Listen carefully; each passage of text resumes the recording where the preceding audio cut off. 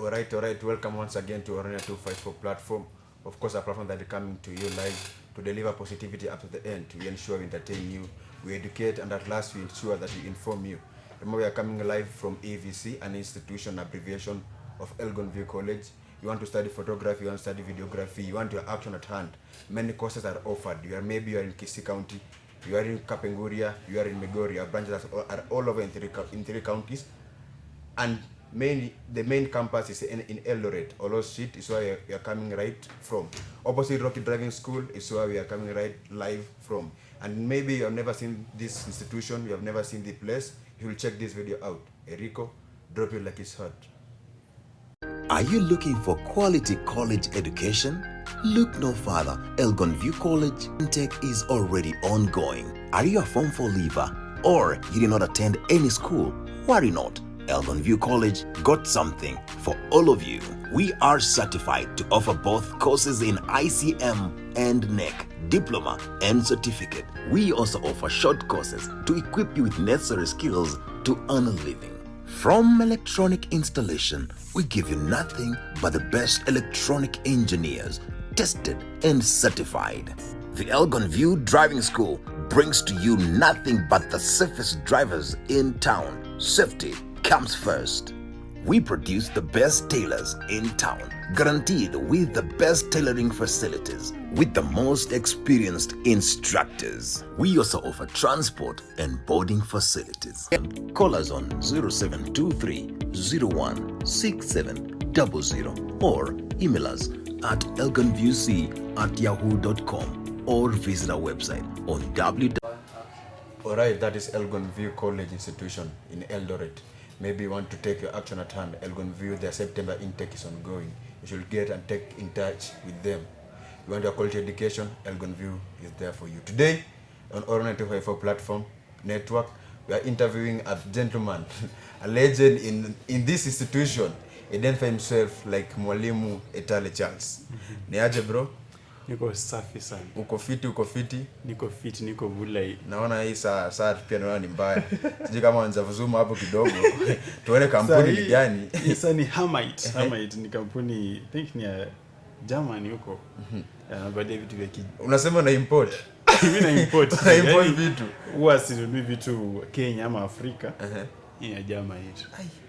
Sikiari ama usikuuzia audience uoga hii. Nasema hii ni ya Germany. Alafu bro ukoje, uko fiti? Niko fiti guys. Maybe labda watu for the audience wanasema tu ni MWALIMU ETALE Charles. MWALIMU ETALE Charles, maybe kwa minajili ya the audience. MWALIMU jina ETALE Charles ilitokea wapi?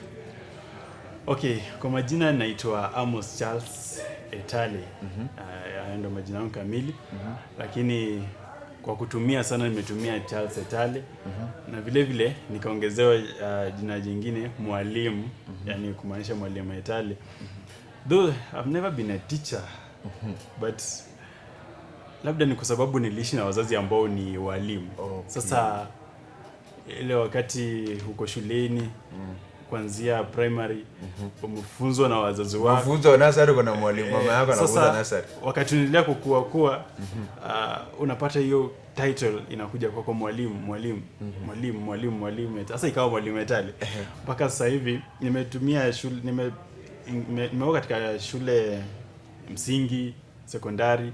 Mpaka sasa hivi niko hapa hivi bado hiyo title inabaki tu kwa mwalimu. Sasa hapo primary unasema primary mzazi alikuwa anakufunza. Watu wakajua pia passion ya mzazi pia inakani kwa damu. Wakaona wewe pia anza kuwa mwalimu. High school pia the same thing ulikuwa unafunza na high school kuenda. Unajua sasa mimi si ni wale ambao tusomea shule za kadri kule vijijini kule. Sasa polling station. It was a certain secondary school ambao nilienda, ilikuwa day school. Na bado nyumbani wajulikana, walijua mtoto wa mwalimu. Bado ukienda kule shuleni unapata ule anatoka pale kwa mwalimu. Sasa hiyo title inazidi tu kwenda katika sasa kufika nimaliza kidato cha 4 ama form 4 na kuja tertiary ama college hapa Eldoret. Nikaona hata hii title inakaa mzuri. Watu wengi huitwa bishop, doctor, professor, wengine wezi. Unajua pia wezi ni title. Lakini pia hiyo walimu, naweza i-maintain. Sasa kuja hapa hivi institution as a tertiary. Sema Jina langu leo mwalimu ETALE. Na maybe in future maybe unasema labda siku moja utakuja kukaa kwa mwalimu ama unafunza tu walimu kwa maisha, unawafundisha na watu kwa maisha ndio unawafunza kwa maisha. Ama labda maybe in future unategemea kuwa in a classroom maybe teaching people. Unajua ya Mungu ni mengi. Huwezi jua fate ama destiny ya mtu. Sasa iwapo watu wananiita mwalimu, huenda siku moja pia nikawa mwalimu. Labda hiyo ndio lengo labda. Hiyo ndio lengo. Sasa kwa sasa hivi siwezi sema kwamba mimi ni mwalimu ama nini. Lakini kwa wale ambao tumetangamana nao wanajua mimi kuwa mwalimu. Sasa mimi mwalimu wao. Mwalimu wao sasa. Hey, on the sasa hiyo sema wewe si mwalimu. You are on the media space right now. I've seen you, maybe you have been on radio, you have been air, or it's a module 2 attachment. You are in Samaritan Radio. Yeah, how did you get in touch with them? Okay, Samaritan Radio is a radio found in Vihiga County, and the chief editor, Bwana Patrick Asuna, and the programmer, Bwana Delvis Olinga. Specifically, Olinga Delvis was a student at the Sigalagala National Polytechnic, and for Olinga and I, we were friends, close friends.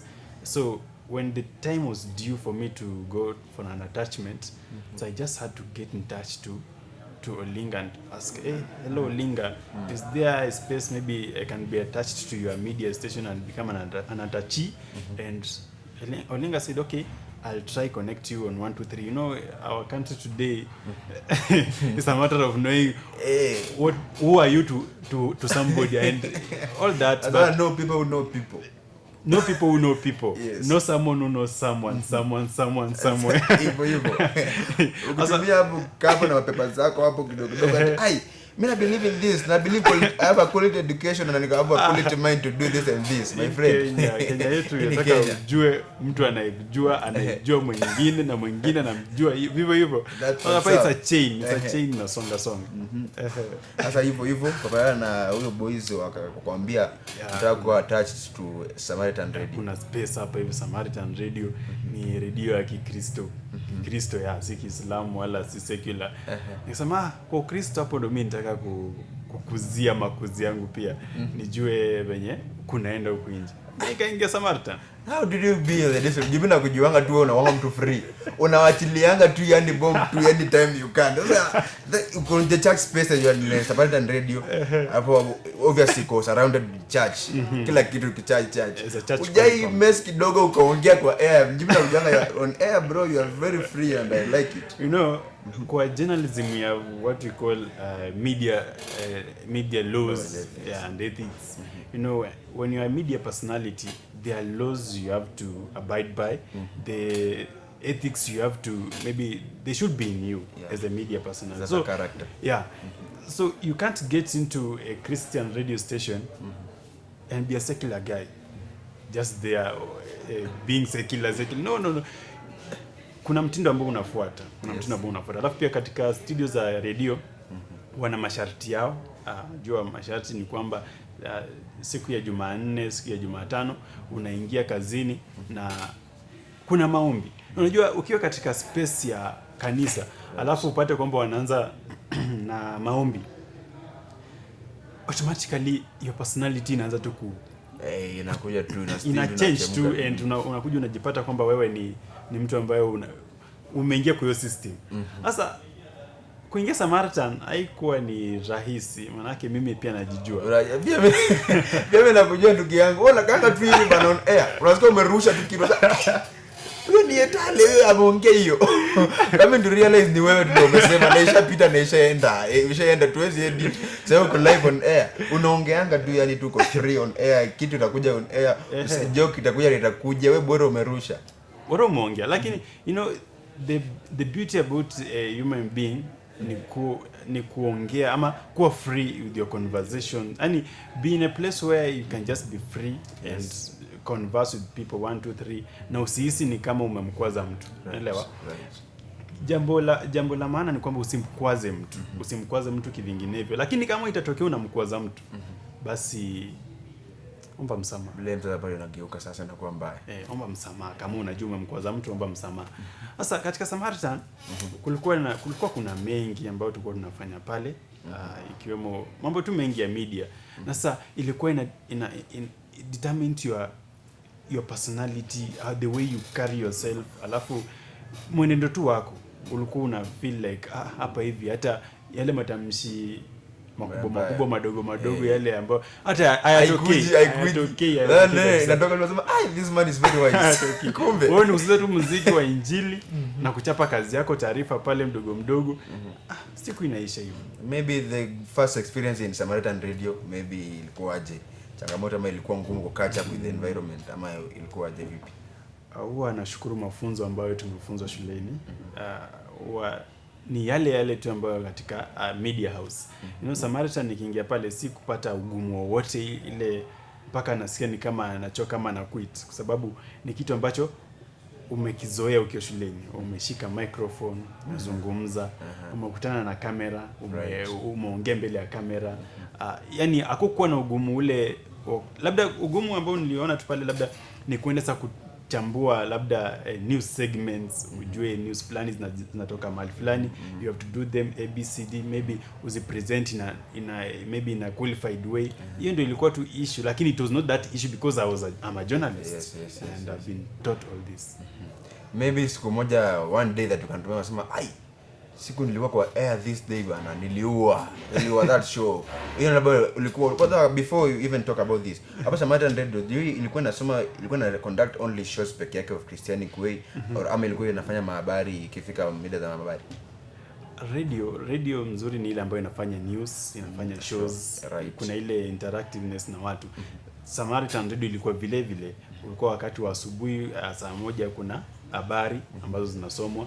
Bado after an hour kulikuwa na habari ambazo zinasomwa, iwe ni muhtasari ama habari kuu, lazima zilikuwa zinasomwa. Lakini katikati hapo kulikuwa na intervals za 3 hours for a show.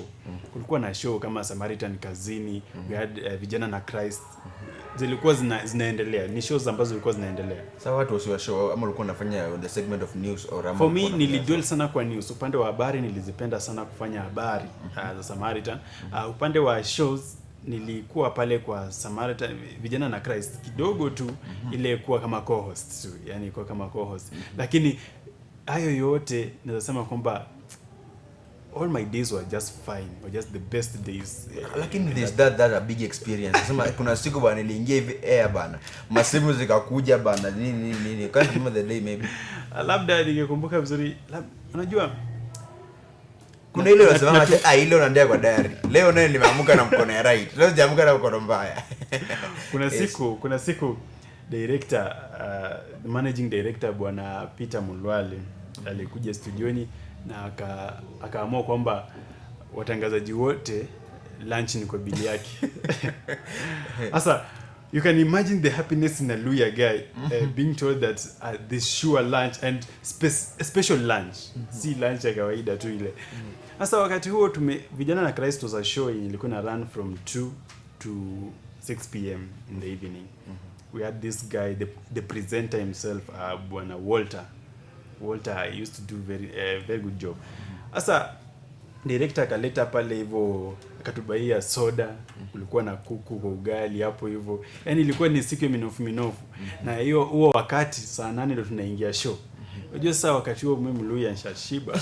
Mimi chumba wangu ipo shwari tu. Naingia show hapo, Bwana Walter hajafika. Wewe nilikuwa wakati fulani alikuwa anachelewa na show inaanza tu. Unapata unaingia pale, wewe ni kuwasha mic. Yani ule msisimuko ambao uko nao kwa sababu uko fit. Yani umekaa attachment. Unajua ukiwa attachment si rahisi kule kuku kwa sababu wewe bado ni comrade. Wewe bado unaambia watu asante. Kitu kama kazi mzuri, barikiwa. Asante. Unaingia show, yani ile energy ulikuwa nayo kwa sababu kwanza unafaa ushukuru director. Useme leo kweli unaambia wasikilizaji venye mlikuwa venye mlikuwa mnakula and all that, unawapigia story. Unasikia pia wasikilizaji nao pia wanachangamka, wanapiga simu, wanatuma message pia wao wanakuchangamsha venye wamekuwa na sherehe labda 2-3. And that day nilisikia ni kama it was maybe a bit different day ukilinganisha na hizo siku nyingine. Lakini kulikuwa na msisimko fulani katika watangazaji kwa jumla na wasikilizaji pia. Yaani hiyo siku ungehisi to the moment yenye ilikuwa hapo hivyo ilikuwa tofauti kabisa. Na maybe the worst experience jeka labda ukaka go hanging on air, the worst experience labda uko Samaritan Radio. Machine ndio tulikuwa tunatumia computers za una generate news bites, news stories, una edit. Wakati fulani news zina run at 7 PM in the evening. Alafu nimewekwa hapo kama presenter. Mimi ndo nafanya presenter, and in that station hakuna editor, ndo editor kupatie wewe present. Ni wewe utafanya hiyo kazi. Utatafuta news segments, uzi edit. Kama ni kwenda field utaenda kuja na kama hapo na hiyo news stories, kuja edit zote, and by 7 PM you are ready to present. Sasa wakati fulani mimi nimeshafanya kazi zote, nimeandaa, niko ready. Mimi ni kuingia tu studioni, chumba cha habari na kuanza kufanya kazi yangu. Wakati nimeingia studioni, kompyuta ile ambayo tulikuwa tunatumia hapo ya studio, na bado ani hakuna backup. Kompyuta ambayo natumia ikahang. Na hapo ni radio 7 PM ndana music umepeana bite, nini umepeana intro kwamba wewe ndio unaingia, wewe ndio presenter, wewe ndio editor, wewe ndio kila kitu. Ushasema jina, mimi ndio ETALE Charles, niko hapa kwa habari za saa 1 jioni. Hii ikiwa ni Radio Samaritan. Karibuni. Mashine na kwama. What did you do? Wasikilizaji wanasikia tu radio inatoa hakuna chochote kinachoendelea. Sasa ikawa kulikuwa ni sijini mpango wa Mwenyezi Mungu. Mmoja wa atachizu wenzangu alikuwa anafanya alienda field na akakuja kama kuna scripts but type scripts. Sasa akazifotocopy, alikuwa photocopy moja. Sasa akasikia radio imesimama. Nikawa sasa hakuna chochote nizafanya. Tayari uko on air. Ikabidi nifinye mic kwamba nitoke off air, anipatie hiyo script nianze tu nayo. Akachukua zile bytes ambazo nilikuwa nimetengeneza kule kwa editing room. Akaanza sasa kuzifotocopy. Sasa wakati huo unasoma hii ambayo hapo na habari za sasa hivi ni kwamba Rais William Ruto, ilikuwa ni siku za Gen Z. Akimeza yake byte nyingine umekwisha. Wakati sasa ile speed ambayo ulifaa usome nayo news inabidi upunguze kwa sababu bado zile zinaprintiwa. Sasa unasoma kiutaratibu, ni kama una explain news lakini hauna chochote. Wewe tu uko tu yani hiyo siku alipoleta sasa ndio nikaanza kuflow, lakini bado huwezi flow kwa sababu tayari hata akili kwanza sasa hiyo isharuka kabisa. Sasa ikabidi tu ni kusoma tu venye iko vivyo hivyo. Unajua kama wewe ndio muunda script alafu uletewe kuisoma ni rahisi, maana yake ni kazi yako wewe ndio muone. Lakini ukiundiwa na mtu mwingine, hata kama ni the same thing, kuna nyali ongeza, sasa vitu kama hivi. Sasa unafaa ukue keen. Wakati sasa mnaenda break ndio una repeat alafu hii ilikuwa ni gani byte zilikuwa confused, so you have to start again. Ilikuwa siku nyingine tough, lakini kwa uwezo wa Mwenyezi Mungu nashukuru inshallah ikafanyika kukubalika. Nilimaliza. Ndio nimesema pale hivyo. Nimekuwa msomaji wako wa habari za Samaritan Radio. Jina langu ni Charles ETALE. Tukutane tena inshallah. Unasikia ni kama maybe huko directors, maybe the big people in the radio walijua kile ambacho kilifanyika. Na I think ilikuwa ni technical issues na hiyo machine, but walitengeneza and ilibidi to apologize to the public because sio ni kitu ambacho hawako expect pia wao. That's right, that was a stuff from Mwalimu ETALE Charles. Moving on swiftly, maybe the home ground, maybe you have been raised. You are from Vihiga, right? Kakamega County. I'm from At first you are Anyore. You are the second person I'm meeting like Anyore. Mnaongana sauti, mnaongana mmeweka guards na kiburi juu wa Luya. I'm doing it in the tribe mkolesi numbers, lakini mkiongea unajua in Luya kuna wale wengine wa Maragori, nini wa Bukusu nini. Nyore sasa ndio nyinyi wadogo like ujumu 20 people. This is the last born. Lakini mkiongea hivi nikelele mkiamua kwa mnafungua mdomo vibaya sana. Mkumbuke mkolesi numbers kabisa. So Manyore umereizwa Kakamega Vihiga. Okay, my roots are here in Bunyore, but I was born in Eldoret, specifically just in Langas. That's where I was born. And I stayed in Langas for about 2 years when I was still like a small child. Then we relocated to village that is in Bunyore, Vihiga County, Luanda sub-county. That's where I was raised. All my life since I was 6 years. No, since I was 4 years. Up to 19 years. That's when I came here in Eldoret again for my studies. You know, I was born here, went home. After a couple of years, maybe decades and so, then I came also. No, when you are the second person I'm meeting a Nyore guy. The first person I met was my teacher. Was my class 7, class 8 teacher. Oh, in primary. So studied in primary. Yani huyo mwalimu alikuwa anaitwa Mr. Manoa. Mimi timu mwa tupiga viboko lakini ni sawa. Ni sawa tu. Nikutana na siku moja, ai, nakunulia chai. Nakwambia wewe ulitandika lakini shika chai. Yani huyo mwalimu ilikuwa anakuja hivi shule. Yeye ni Mnyore peke yake shule mzima. Lakini anasema wa gate aongee hivi alikuwa bro KDV, anaona KDV katoroa KDV. Aongee hivi sauti hivi shule mzima itasikia. Sasa kuna siku bwana tuko preps tuamka asubuhi saa 10. Ilikuwa saa ya kuja asubuhi sasa hiyo morning nini hizo. Remedials. Saa 10 bwana usiku bwana alikuja hivi amevaa makoti. Hata nje class. Aje alitoa sauti nyingine hapo akaanza kafungua macho. Kila mtu nduru. Hata mje mko primary. Yote wadogo mjie sote. Huyu mwalimu bwana was very yani tu yako dunia yake. Hapa akiongelea hizo mambo mengine ya bangi. Na kusema kweli mnapanda hiki. Alikuwa anasifiana vibaya sana mnapanda hiki. Ya bangi siwezi sema tunapanda. Mimi sipandi. Mimi Mnyore lakini sipandi. Lakini bangi iko. Bangi iko. Kumbe ikirela wanga ya vitu. Mnadubia vitu kwa vitu tu. Bangi iko. Because I love the Jore people. They have kuna hiyo confidence wanakuanga naye tu. Hata kana ninga the curious guys. Anaona tu chill. Na watu wamenyamaza tu. Hata lakini ni Nyores. See, we have to speak loud. Tujulikane tuko. Lazima tuongee sasa. That's what's up. I want to shift kidogo kwa government story, but before that let me hook my people with something. Anonymous Entertainment Crew is there for you. They're there. They are come with the best, with a full package. They have an MC there. Because it's dated way back since the times of Jomo Kenyatta, Mzee Jomo Kenyatta, the co-founder, our founding father. And to date, we still have the same problem.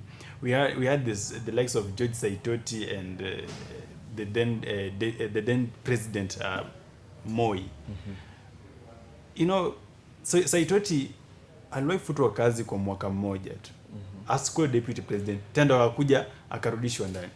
We had the likes of Oginga Odinga. They had issues with Mzee Jomo Kenyatta, and that's how it happened. We had the former president, our third president, Kibaki. He was a deputy president, I think for some time, na akafutwa kazi, but then he was given hiyo cheo ya health. So we also have Uhuru Kenyatta, former president, fourth former president. It was like a marriage between Uhuru Kenyatta and William Ruto. They used to wear same shirts, same ties, and you could see the joy in their marriage. If you have to call it marriage, you could see the joy in their marriage.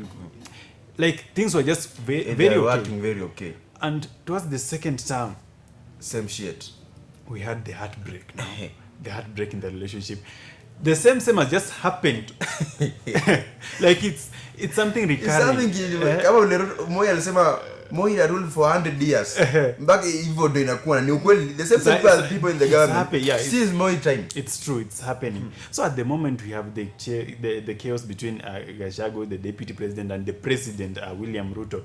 And no one can tell where this thrifts are coming from. No one can tell where the depth of this labda kupasuka kwa mahusiano hayo kunatokea. Hakuna mtu ambaye anaweza elezea hayo. They are throwing words back to back. Huyu anarusha hii, huyu anaongea hii, sijui wewe ulisema hivi. The same thing have happened in the recent government. The one mtu akuja in power is blaming the other government that was in power. That's now the problem. Like that's the problem I've seen in this government we are having even before this chaos came in. DP Gachagua used to blame Uhuru's government, it didn't do anything. It dwelt on the then opposition leader Raila Odinga. We had little chaos, and it's now 2 or 3 years down the line, and you can never account for anything this government has done. And before even the 2 years are getting over, we have the shift between the rift between the president and his deputy. And there's nothing that has just happened. Mimi nakanga hivi nasema hii ni game tunachezwa. Na sasa kama Wakenya nitaamka, maybe do you think the NZ watakuja kumaliza the tribalism in the country? Ama tutakuja generation alpha?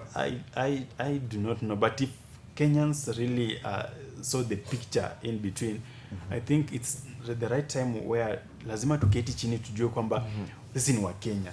Tuache learn pia sisi kama wazee wetu jalikuwa na controliwa tu na power. Tuache story ya Murima. Tuache story ya sijui Rift Valley, tuache story ya Mluya. Tuwe mimi ni Mkenya. Bana. Just be a Kenyan. And we have tunataka leadership, that true leadership. Kabisa. Sitaki propaganda. Sijui propaganda manini. Like our neighbors here, Tanzanians, you know, Tanzanians have many language groups. We have the Sukuma, many ethnic groups, but you never hear a Tanzanian saying that mimi Msukuma, hapana. They just say mimi ni ndugu Mtanzania. The deputy wetu ni governor wa Mount Kenya. Mount Kenya. Ama ni deputy president wa Kenya. Everything ukifanya hivi usiguze watu wa nini? Wa Murima. What is that? And what is deputy president? Surely.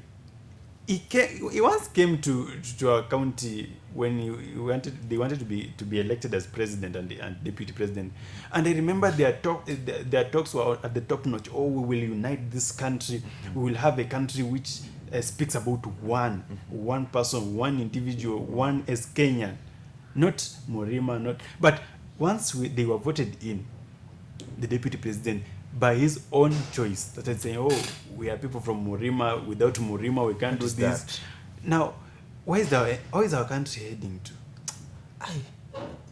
Sijui ni Mungu tu ashuke. What generation, the generation that we the Gen Z people bana. If tukianza kusikia that the people from Murima tena 2027 the same shit itakuja to happen, the same shit tutalia, like the government doesn't kusonga tu hivyo. Tuwe generation alpha basi kuja ni power. I wish ifike 2027, even before 2027, with the Gen Zs, try and counter ourselves into action. Yes, we say that we want to say that this country belongs to us, nobody else. It does not belong to the Mount Kenya people. It does not belong to the Luyas. It does not belong to the Nyanza people, the coastal people. No, it belongs to we as Kenya. Same people in the government wamekuwa nasikia since 1990s. Raila, Ruto on the government, Mudavadi, Wetangula, same shit, same shit every time tunafanya election, the same people in the government. Na bado tunarejea tu kwa government. That's not the government we want. I think that's not for us to be called. You know why USA became United States of America? They decided to sit down and became one. That's why they are superpower. You can imagine how many presidents wamekuwa, how many votes you can imagine. What president? They took Los Angeles, Philadelphia, all those states, merged them together and became one state under one president. I think if Kenya could do the same, like Nyanza, Murima, Coastal, Luya, all those coming together as one country. No one from Murima, no, and you know the leaders are the ones who are destroying all this. Because I think if my deputy president, who is Mr. Rigathi Gachagua, could not say I'm the kingpin of Murima, I think all this could not be happening. Ata anasema yes, but it's not the right time. This is not the right time. By the way, this is not the right time. Yes. We're just young. Their tenure is just young. 2 years old, 3 years old. Why say I'm from Murima and I'm the kingpin of Murima, and if we say yes, it's yes, and if we say no, it's just no? How? Milioni unakanga hivi asubuhi na amko unasikia mambo mengine unasema tu Mungu shuka tu saidie this leadership. Saidie hii leadership. By the way, it's not good for us. I think the Gen Z should just look at in this matter and say we want to be united and take action at hand. That's true. 2027. Let's take our vote. Tuweka watu nyumbani. Ara mbona ba system pia. Unajua system yetu inachezwanga tu. But if the Gen Zs are serious about it, even the systems can't do anything. You know, the power of the people is more stronger than anything else. If the people say yes, it's yes, and if it's no, it's no. Not the people from Morima or the people from Luya, the people from Nyanza. No, the people are people as one nation. That is the Republic of Kenya. Na pia si atukuchukua votes peke yake. We want even the Gen Z on power. That's wakuja on power. Sipia waseme si wanasema tusemenga tu ati labda huko ndani naonga ngumu. Mtu anakuja ndo anasema propaganda yake hapo anapiga siasa akinyawa government jameni unaona mtu mwingine tofauti kabisa. Like for me I also want to be in power in this government in our government maybe in the future. And if I stand as a person who is in power, you know, whatever I'll be speaking, everything I'll be saying, I'll be doing, I'll be accountable for it. I cannot stand and say, you know, mimi ndio kingpin wa Luya and I'm a leader. What is that? The Gen Z, our constitution does not say this. We work as a deputy president to serve the country. Not the Mount Kenya people. Not the Mount Kenya people. Not anyone who is not a Kenyan. You know, Mount Kenya people are Kenyans. We Luyas are Kenyans. Yes. The Nyanza people are Kenyans. That's true. Does it mean we voted for William Ruto and then the Mount Kenya people said, let's vote for our deputy president? What is that so? I think where our leaders are taking us, it's astray. We should really come into order as a country and decide on what ways to follow and what to do. I think it will help us as a country. 2027 Gen Z, let's take our power into hand. That's true. Watu waenda kuchukua hizo ma seats. Hizo ma presidency hata kama you can be the president. You can be the president. Akina Morara pia wanasema tu akitengua wanasema hivi Ruto anasema hivi anapangua. Want to empower. Unasema mko na siri sana na president. Lazima tuone hii mambo yanatokea wapi. Tujue kwamba sasa kama wewe ni Gen Z tumeamua tukupatie hivi. We also want to see this government being run by young people. Yes. We have a president, I think is the president in Burkina Faso at the moment. Very young. Just a very young guy who is and you can see what he's doing. As I think it's Senegal has also done elections. I think they have a new president and who is very young. Very young. In fact, is below 40 years. Sasa kuna sio jokes smart juu at Gen Z wana experience ya hiki kitu. These people can run a government. Try them. Try them and see how the government will be run. The government hivi government yetu unasema tu hivi unasema lakini huza government story. Msifunge channel. Ulitaka bakasiriko peke yake. Msifunge channel. Channel yetu pia. I've heard you're doing a research. Yeah. You want to the thing that the radio people are only employing the content creators. Yeah, I want to get answers maybe from my research. I think it will be through at the end of next month, I think so. The research will be through.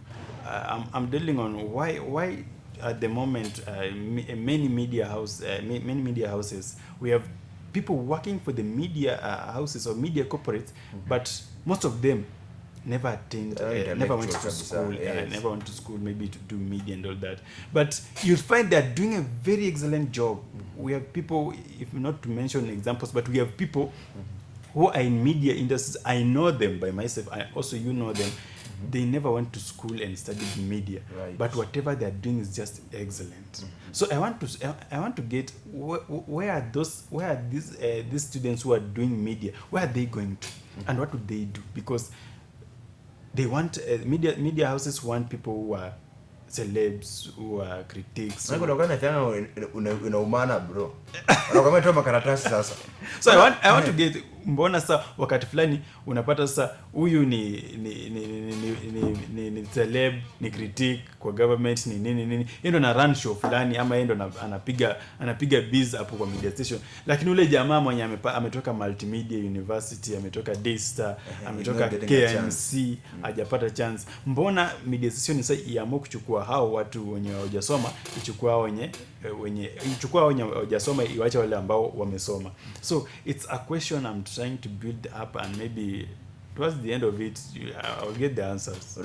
Unajua hii government yetu hata last year ulisikia tu ati walivo kalenda shida mabouncer hapana mpaka uko na nini mpaka una certificate mpaka uko nayo right now kama una nini ufanye kazi kwa club Hata pia nataka pia hapo kwa media station, kwa media space. Waangalie. Hey, you are not intellectual, you are not feeding in the space. What are you doing there? Lazima tujue. But we can't deny them the chance, you know. Yes. When you are born with the skill and when you're born with the talent, then it's the one that will make you, maybe will sell you out here. Mm-hmm. So if you are born to be a journalist, to be a producer, a presenter, an editor, jitokeze in whatever field you're doing. Just jitokeze, fanya, do it. If you maybe you got a chance maybe to be on the radio station part, pia kumbuka pia usome kidogo. Pia umepata that chance ya kusomea. That's true. Have the supporting certificates about it. So I think that's the problem journalist students are facing at the moment, and that's why I just want to look at it with a keen interest. Nione mbona inafanyika hivi na what can we do it to remedy the same situation. Ndio kitama bro bana, media space ilikuwa tia watu wa media. Watu wa media. Watu tumewasikia stories zao mpaka wanasema and pia ni wewe. You see, I want that thing to come. Irudi tena. We should wake up in the same spirit again. Media space ilikuwa na space yani employment wezi kosa. Wezi. Ukisoma hivyo yani unapata wewe ni hivyo. Sasa bana you very congested. Content creators wameanguka hapo. Wamejaa hapo. Sasa unajua sasa au mambo ni haraka. Hapo ndio upate degree, upate diploma, umekaa darasa. Hao ni mbio. Lakini kwa yote kila mtu aliombwa na chake. Blessing ya mtu ni yake tu. Hajasema kwa ubaya wa viewers. If you got that chance, you are a content creator, you are on radio space. Wewe ingia tu. Pia angalia hapo kidogo, ingia kwa masomo kidogo. Jiografia ngakati bana inaumana. Inawaka anasema iko wapi yako? Inabidi umejitoa. Mlango ndio hiyo. Na which hiyo si mzuri. Kama ni kitu ambacho unapata kipato kupitia, sasa unapata being unemployed ni shida sana. Kukosa tu pale ambapo unapata kipato hata kama ni kidogo ni shida sana. And focusly maybe you are on a media space. Umesoma media. Ni shida sana. That's shida. So jaribu ukifika pale pata hata karatasi moja ama mbili za kukusupport. You are somebody mwenye ametoka shule fulani anafanya kitu fulani. Hivyo will be good to go. In the media space maybe. You are seeing people wanasema vile the content creators wana nini hivyo. Do you think radio station maybe itaachwa watu wana focus maybe on this other digital platforms ama other umeona TV sana news sana sikiza wataki news watu wasome news bora people watu wana simu that's the reason watu wamesoma news wamepita. You know, you are right 254. You are right, ni ukweli kabisa. Sasa the world is developing, but you know we cannot deny ourselves we are still a developing country. Yes. And most of our citizens are still in the rural places. Like, right, you can't deny Eldoret is a city, but in Eldoret we have a rural place. Yes, right, where there's no TV and where there's no a phone, maybe smartphone. Right. We have people in the villages. Most of them do not have smartphones. So where do they get the news or where do they get the information? The radio itself. And before the radio dies, si rahisi radio kufa. Unajua kitu kama wanaona sasa hivi uko na radio ni channel pekee yake 98.3 ama unatupata pekee yake. Sasa hii Instagram kila mahali unapatikana. Sasa unapata kama kuna watu ambao wameingia into the digital system, especially with the generation Z, the new generation and maybe the alpha generation. Sisi tuko oriented kwa digital digital media and all that. We want to get information through digital means. But we have people wenye waliamenia tu ni radio. Unajua kuna mtu nimeona mzee fulani ako na TV na ako na radio. Anaweza watch news na watu kwa familia wana watch news za TV. But do you know itafika wakati akishaenda kulala atafungulia radio yake station fulani saa fulani asikize news. Kwa sababu unashangaa kama hakuwa naamini zile za TV ama because wale watu walikuwa oriented into the analog media forms. So there's no way you can change them unless awako. No, the audience they should know that the radio is not dead. Kuna watu tu hapo bashambani tu anasikia hapo na masikio tu akienda kwa shamba tu anaitumia tu. Hata si wenyewe. Unajua I've gotten some youths wenye wanasema kwamba ati wakitaka kuwatch game wanataka watch game lakini wakisikiza kwa radio iko fiti kabisa. Yaani kuna utamu fulani wakitangaza mpira katika radio. Ukisikia tu Arocho unasesa hapo unataka fungulie tu hapo. Na pia kuna wale ambao wanapenda commentatorship ya TV. Just want to see. Akisikia tu Drari hapo Peter Drari huyo wanasema kama wako mbinguni kabisa. So you see you can't judge people, and also you can't say that the radio is done away with, the analog form is done away with. No, these things will coexist. They'll just coexist. If there's no TV, we have the radio. Right. If there's no TV presenter, we have the radio anchor and all that. So they just coexist. I don't think if we are gonna bury radio. What about TV, bro? TV.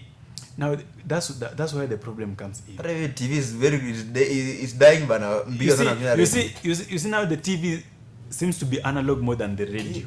You're getting? Because now I can watch TV on my phone. I can do anything on my phone. Watch what I want. Listen to what I want on my phone. But now the TV is just a gadget to simplify. I don't know what to say, but ina watu pale kwa ukuta waone wewe ni tajiri. Ndio kitu waone wewe ni tajiri kwa TV kubwa. But unajua kitambo nilikuwa hata upia tu kwa news hivi nyuma uonekane kwa TV. Wewe ni celeb. Sasa hiyo uko na TV kwenyu. Majirani wamejaa bana kitambo bwana. Wanajaa kabisa, watoto wadogo wanalia, wanavuta makamasi kwa sababu tu ya TV. Now siku hizi si rahisi. Hata wakikuona kwa mtu unaenda ku watch TV and you'll be like, jana rada wewe amka kwa usingizi hauna future. Wewe kwani hamna TV kwa you know?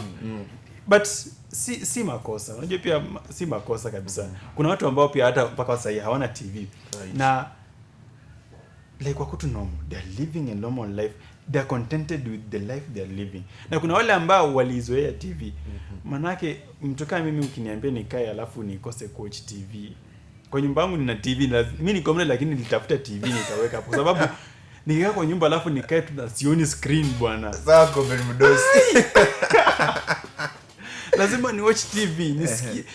Nione huyu Jeff Koinange anasema nini. Nione akina wanasema nini. You see, kuna watu ambao wako tu hivyo by the way. Kuna watu ambao waliamua, yani si ati waliamua, yani it's in them kwamba TV hatuna and life has just to go on and we are contented with it. TV is done playing like it's done falling. Kama vile more than radio at least wanasikiza radio. Watu wanasikiza radio, yeah.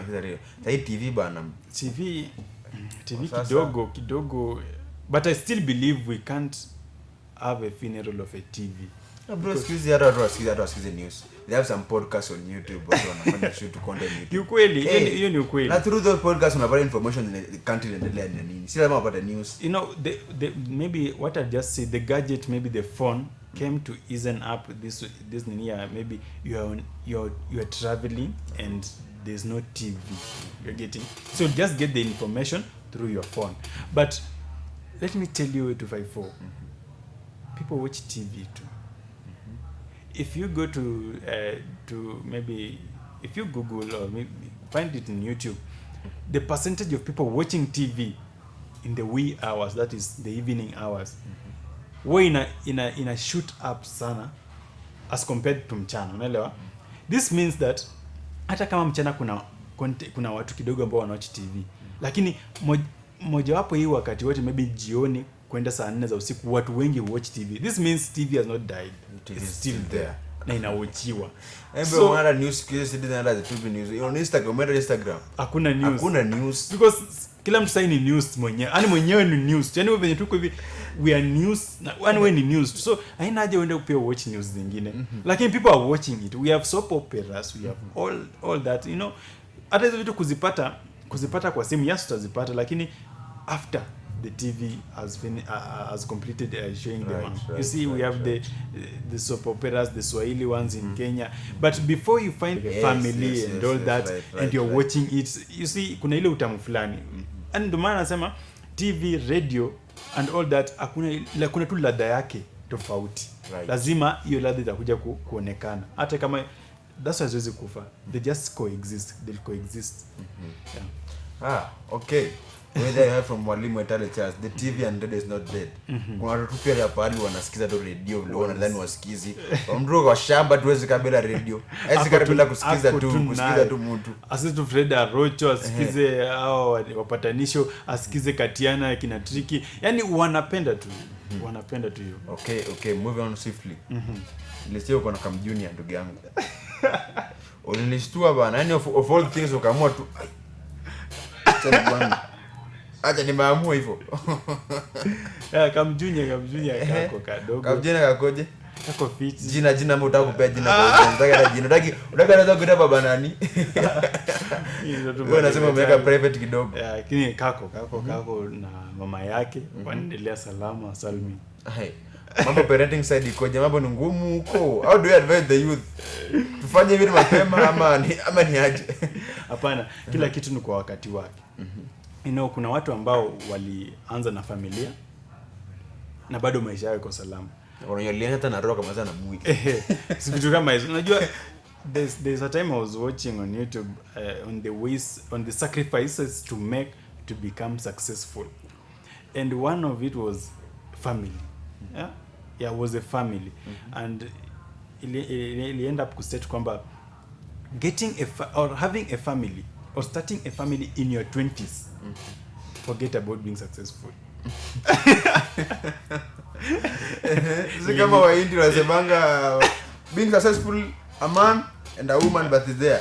But mimi ina count pesa, bibi anafanya nini? Anaweka pesa. So in your 20s, don't start a family. Of course, it's somehow true. But we have people who have started families even in their teens. And they're more than successful. I getting. But now nikapata kwamba also if you go and ask these successful people, they'll tell you that most of them, even if you read about their stories, their families aren't that straight. Utapata kwamba yes alikuwa na mke ama alikuwa na mume but wali divorce. Ama sijui vitu kama hivyo. Lakini as a young man, what I just advise you in the relationship, if you are in a relationship, then just know that relationship will stand because you are there as a man. Right. A man is the head of a family, and therefore you are the managing director of that relationship. When the relationship goes down or when the relationship fails, it's you. Even if the wife cheated on you or the lady cheated on you, it's you. The sole problem is you. The way you are raising your family or your relationship depends by you as a man, with you as a man. Because many of the people, maybe of the young people, wanafanyanga tu wanapenda mtu mimba. Na wanasonga na step aside. Wajini mtu anaendeleanga. Hata wajiji jina, labda wajingi jina. Kuna wengi, many of the men. That's wanasema umezalisha tu hivyo bora ulipanda mimba unataka kujua jina mtoto unataka kujua anaendelea aje tunaume na umbwa unataka kuwa na parenting side unataka kumwacha tu mzando anakazana peke yake. Hapana, si vizuri wapo unampachika msana kama accept go to DNA ndio kubadilisha wako accept the responsibility alafu now start behaving as a man. There's a difference between a boy and a man. Sasa unyoza hapo umetoka from a boy, you are a man. You're now a man who is fathering a kid. Someone is looking for you bana. Kilala njani wewe umefanya. Wewe ndio umefanya kilala njani. Sasa I think men our generation, we should learn on how to be responsible. Responsible in your mistakes, being responsible on your failures, responsible on your success, responsible on everything you are doing, just as a man, especially for the men, the male human beings. Be responsible. A responsible man will be respected even by the ladies. Right. Ladies respect responsible people, responsible men. That's what I believe. The man nimesema kwamba for a relationship to run, look at the guy. Right. The way when jamaa anakaa tu, when anakaa hivyo ndio relationship yake itakaa. Right. So if you are to fall for such a guy, look at him. Kuanzia venye anajigroom and all that. That's the same way your relationship will be groomed. Right. Cheka unapata. Akupanda bro. Yeah. Sasa venye tu jamaa yako ni vivyo hivyo ata run the relationship. Mentally kila kitu. Hata ukifikiria kama unafikiria kama mjinga tu kwa relationship yako na mtoto. Unajua mtoto wako the same hivyo tu. Hivyo. That's why you are heading. Unless maybe miracle happens and you decide to change labda nikubadilishie kwa hospitali vitu kama hizo basi mtoto yake kana hii familia sione na mimi napenda mtoto doctor anasema napenda mtoto anakaa mfiti sana sasa what I do let's exchange maybe hiyo atasaidia familia anakaa kwa nini yako na nyota familia anasaidia anakuwa na nyota amebebe nini nyota lakini and also it also depends with your deputy your wife maybe your woman and all that. You see, if you're a straight guy, a responsible guy, automatically you'll attract someone of your caliber too. Right. Awe ni maskini awe ni tajiri lakini your thoughts zitakuwa zina align. Everything you'll be doing, at least 70% of it will be aligned to your deputies, your wife and all that. So you see that family iko somehow blessed and it's moving in a good direction. You're getting it.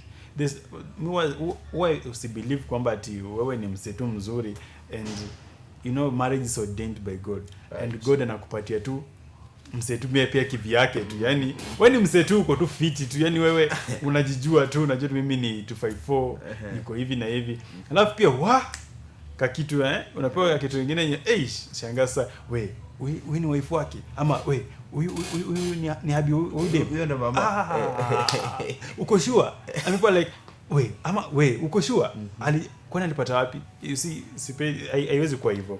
Young people before you impregnate someone hapo nje pia unafua be ready mentally, you mentally okay when you fail this you are failing your son una fail kabisa, una fail your kid kabisa, because I believe everyone has a right to have a parent, right, whatsoever, awe ni guardian, awe ni nani and all that. People have been raised by guardians, people have been raised by parents, grandmothers, all that. And I don't think if there's somebody mwenye aliwahi kosa tu kabisa, at least kuna somebody mwenye alikuwa behind you ndio ukakuja dunia, because right. for you to be born there was a parent, right. Hata kama things happen, but there was a parent initially, right. So you also, as you're impregnating or as you're getting pregnant for a man, then you need to know that you're a parent. You're now a parent. Yeah, mentally. That responsibility should just come into you automatically, that I'm a parent and I'm someone's mother, I'm someone's father, and I should do what father and mother does to make sure this kid grows up. Watu wengine wanakaanga tu bwana, watu wanapiga sherehe hata hujali mtaka aendelee aje. Unachukua chupa ya 3600 unakunywa peke yako ama na marafiki, but your kid hapo hata hajapata uji, labda haja yani si vizuri. It's not a good picture.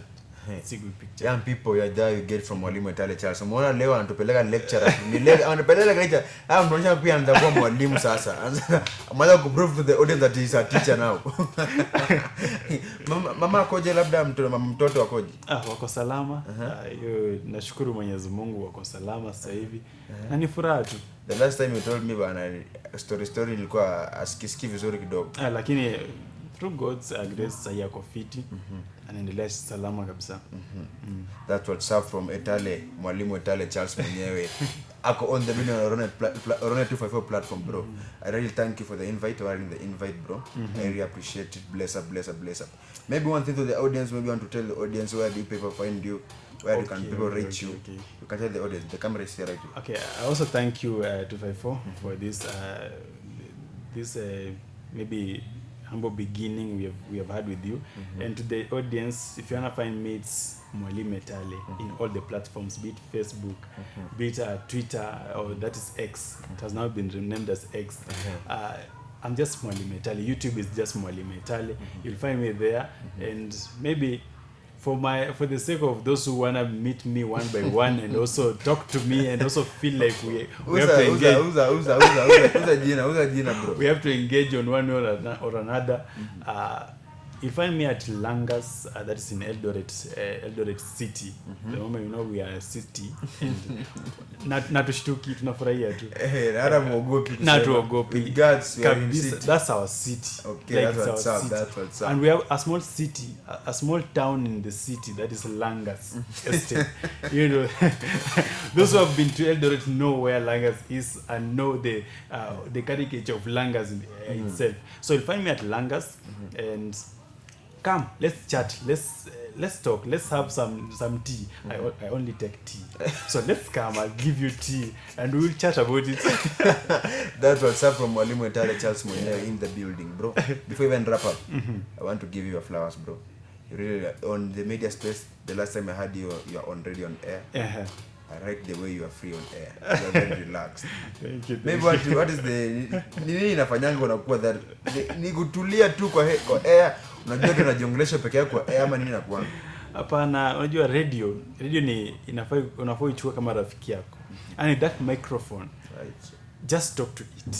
Just talk to it. Na maana huwa napenda radio nyingi ambazo unapata kwamba kuna microphone, alafu mbele yake there's a vacuum room and maybe we have the watch, maybe vitu kama hizo. Sasa like you're speaking to the fan, like you're speaking to the camera, you're speaking to that microphone, and just speak it out. If you are to chat maybe on a particular subject of a story and all that, just be free. Talk. Just do it.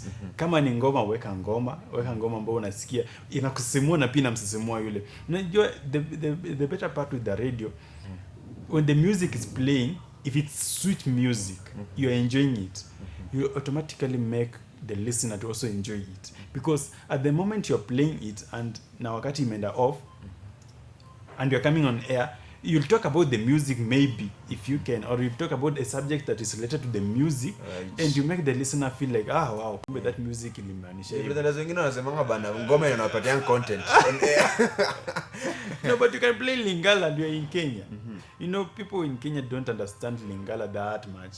Yes, maybe a few of them. So if you kept maybe a Lingala song or a Rumba song, and after that you